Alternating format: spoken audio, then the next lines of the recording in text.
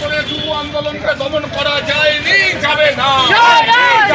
এই শুভদীপ রায়ের ওপর আক্রমণ করে এই এলাকার যুব আন্দোলনকে খতম করা যায়নি, যাবে না।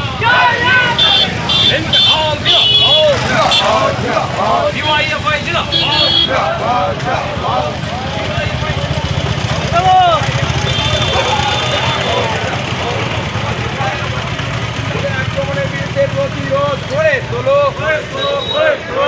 শুভদীপ রায়ের ওপর আক্রমণ হলো কেন? তৃণমূল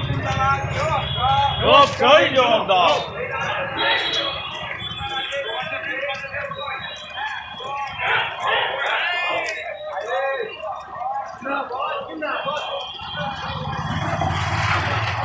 अरे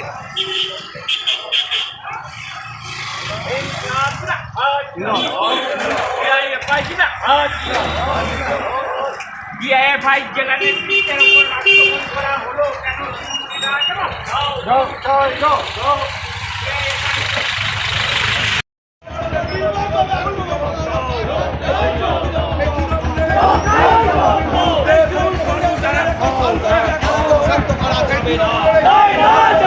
হুগলি জেলা সম্পাদক মন্ডলীর সদস্য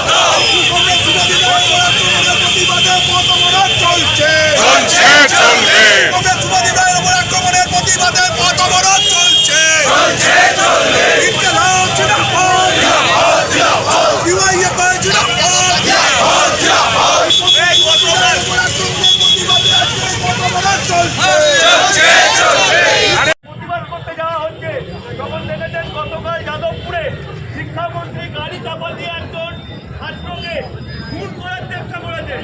এই রাজ্যে ভারতবর্ষে এইরকম ঘটনা, একজন শিক্ষামন্ত্রী ক্যাম্পাসের বাইরে একজন ছাত্রকে গাড়ি চাপা দিয়ে খুন করে দিচ্ছে, এই ঘটনা আমরা কোনোদিন দেখিনি। আপনারা যারা আজকে এই অবরোধে অবরুদ্ধ হয়ে আছেন, আপনাদের সবাই সঙ্গে এই দাবি করছি যে পশ্চিমবঙ্গকে যদি তৃণমূলের নৈরাজ্য থেকে বাঁচাতে হয়, যদি আমার আপনার বাড়ির ছেলে মেয়েদের ভবিষ্যৎকে উজ্জ্বল করতে হয়, তাহলে এই চোর শিক্ষামন্ত্রী যারা টাকা দিয়ে টাকার বিনিময়ে চাকরি পেতেছে, চাকরি চুরি করেছে, এদেরকে হচ্ছে তাদের বিরুদ্ধে প্রতিবাদ আন্দোলনে আপনাদের সামিল হতে হবে। আপনারা জানেন যে এই চিড়িয়াখানার এইরকম ঘটনা একটা ঘটেছে যে একটা প্রতিবাদ করায় তার উপর রাতের বেলা চড়াও হয়, তার উপর আক্রমণ করা হয়।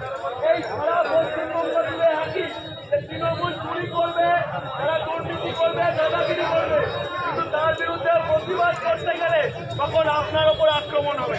আমরা বলতে চাই যে ডিওয়াইএফআই কে মামলা দিয়ে আর হুমকে দিয়ে আমাদেরকে দমানো যাবে না।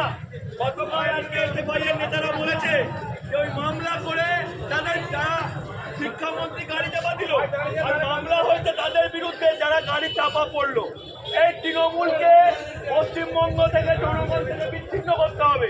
আর বেকার ছেলে মেয়েদের রুজি রুটির দাবিতে, শিক্ষা প্রতিষ্ঠানে গণতন্ত্র ফেরানোর দাবিতে এসএফআই আগামী দুদিন যে ধর্মঘটের ডাক দিয়েছে, এই ধর্মঘটকে সফল করার জন্য এবং এই তৃণমূলের অত্যাচার এবং গণতন্ত্র হত্যার বিরুদ্ধে এই লড়াই সংগ্রামে আপনারা যারা সবাই সহযোগিতা করবেন, এই আগামী লড়াই আন্দোলনেও আপনারা পাশে থাকবেন এবং আমরা এর বিরুদ্ধে ধারাবাহিকভাবে লড়াই আন্দোলন চালাবো। এই কটা কথা বলে আজকে আমাদের এই সংক্ষিপ্ত মিছিল এবং তারপরে অবরোধ এখানে আমরা শেষ করলাম। আগামী দিনে আরো বৃহত্তর